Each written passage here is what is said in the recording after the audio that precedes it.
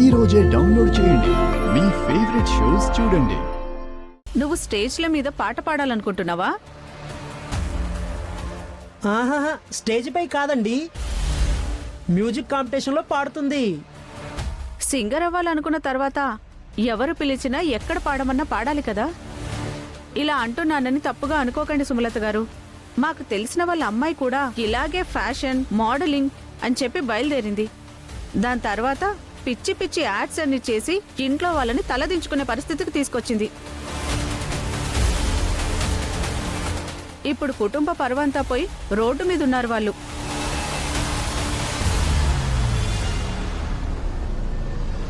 అయినా పెళ్లి చేసుకోబోయే అమ్మాయివి ఈ పాటలు ఆటలు నీకెందుకమ్మా?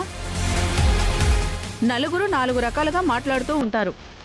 అప్పుడు పోయేది మీ ఇంటి పరువే కదా.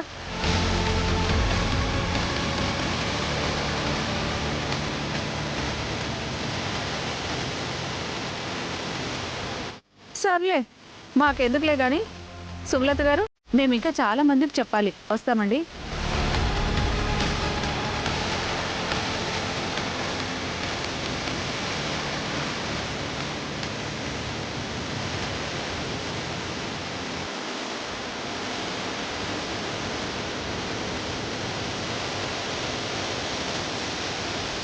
నేనేం చేసినా పల్లవిని కాంపిటీషన్కి రాకుండా ఆపలేమాంటీ, కానీ మీరు తలుచుకుంటే ఆపగలుగుతారు. ఆగో,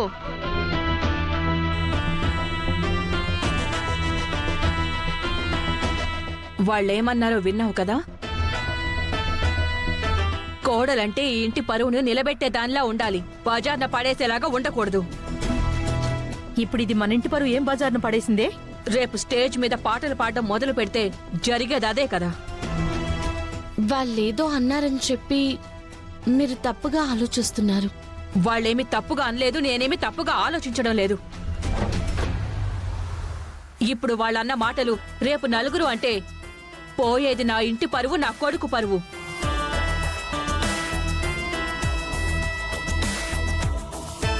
అందుకే చెప్తున్నా, నువ్వు ఈ ఇంటి కోడలివి అవ్వాలి అనుకుంటే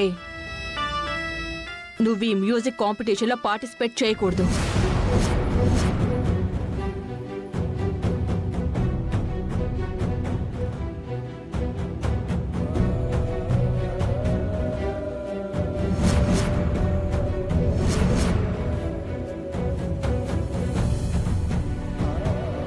మమ్మీ, ఏంటి నువ్వు మాట్లాడేది? పాటలు పాడేవాళ్ళంటే వాళ్ళ దృష్టిలో చులకన అయి ఉండొచ్చు, కానీ బయట ఇప్పుడు అలా లేదు. పైగా సింగర్ అవ్వాలనేది తన లైఫ్కి సంబంధించిన విషయం కదా. ఇది దాని లైఫ్ అని తను అనుకుంటే పాడుకోవచ్చురా,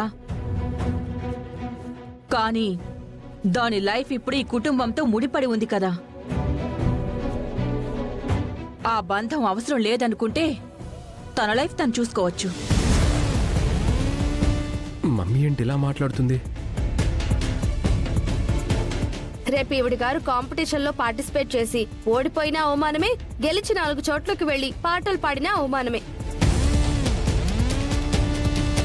అంటే తను పాట పాడితే ఇంటి పరువు పోతుందా? ఏ పోదా? అసలు తను ఎందుకు ఓడిపోతుంది అనుకుంటున్నావే సోమా? అది బాగా పాడుతుంది. అది పాడుతుండగా నేను విన్నాను, కాని నాకైతే ఏమి నచ్చలేదే. ఇదిగో ఇందాక భువన పాడింది, ఎంత బాగా పాడింది. చరణ్ కూడా అప్రిషియేట్ చేశాడు.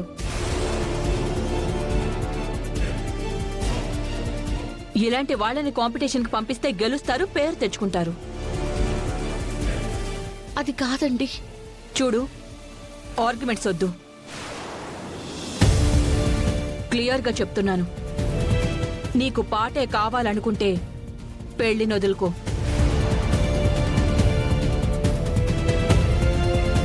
నా కొడుకే కావాలి అనుకుంటే నీ పాటను వదులుకో.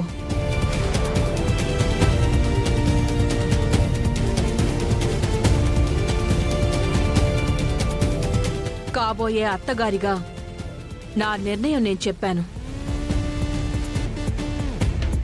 ఆ నిర్ణయం నువ్వు గౌరవిస్తావో లేదో నాకు తెలీదు. చరణ్, నువ్వు గౌరవించాలి.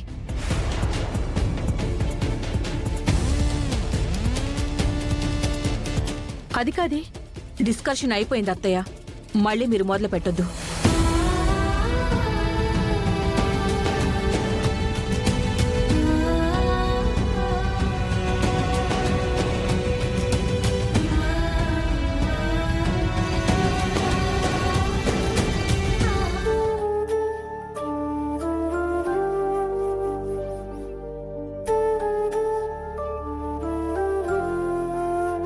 నిజంగా నన్ను అమ్మ అని పిలుస్తున్నావు కాబట్టి మీ అమ్మనే అని నువ్వు అనుకుంటే కనుక నువ్వు ఎట్టి పరిస్థితుల్లో కాంపిటీషన్లో పార్టిసిపేట్ చేయాలి.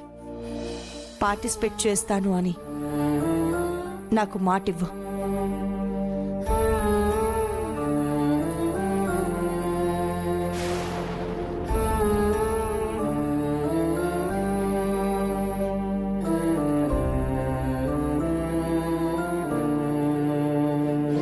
నీకు పాటే కావాలనుకుంటే పెళ్లిని వదులుకో.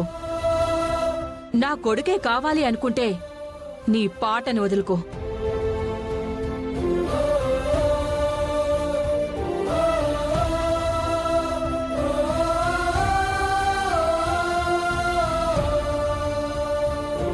పాపం ఫ్రెండ్ కాంపిటీషన్లో పార్టిసిపేట్ చేస్తే ఖచ్చితంగా గెలుస్తుంది, తనకి ఒక మంచి పేరు వస్తుంది అనుకుంటే మమ్మీ ఇలాంటి ఫిట్టింగ్ పెట్టింది ఏంటన్నానమ్మా. చూడమ్మా, ఇప్పటి వరకు నీకు చరణ్కి పెళ్లి చేయడానికి నా కోడలు అంత ఇష్టంగా ఉండేది కాదు. కానీ మరి ఈ రోజెందుకో నీ కాబోయే అత్తగారిగా అని చెప్పి ఆర్డర్ వేస్తున్నాను అంది. అంటే మీ పెళ్లికి ఒక విధంగా అది ఒప్పుకున్నట్టే కదా. ఈ పరిస్థితుల్లో దాని మాటనెదిరించి ముందుకు వెళ్లకుండా ఉండడమే మంచిదమ్మా. ఆలోచించు.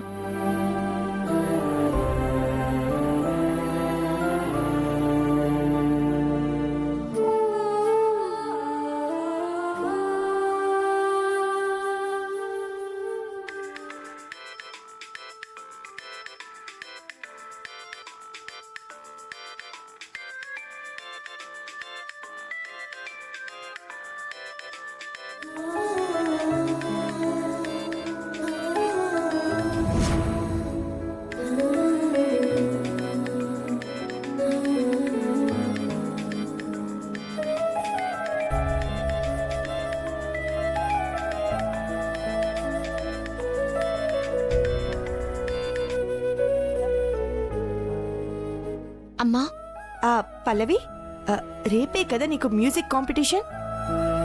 అవునమ్మా. కాన్ఫిడెంట్గా ఉన్నావు కదా? మ్, ఏంటి డల్గా మాట్లాడుతున్నావు? ఒంట్లో బాలేదా? ఆ, అలాంటిదేం లేదమ్మా, బానే ఉన్నాను. సర్లే, ఇవాళ కాస్త అర్లీగా నిద్రపో. రేపు కాంపిటీషన్లో నువ్వు బెస్ట్ పర్ఫార్మెన్స్ చేయాలి.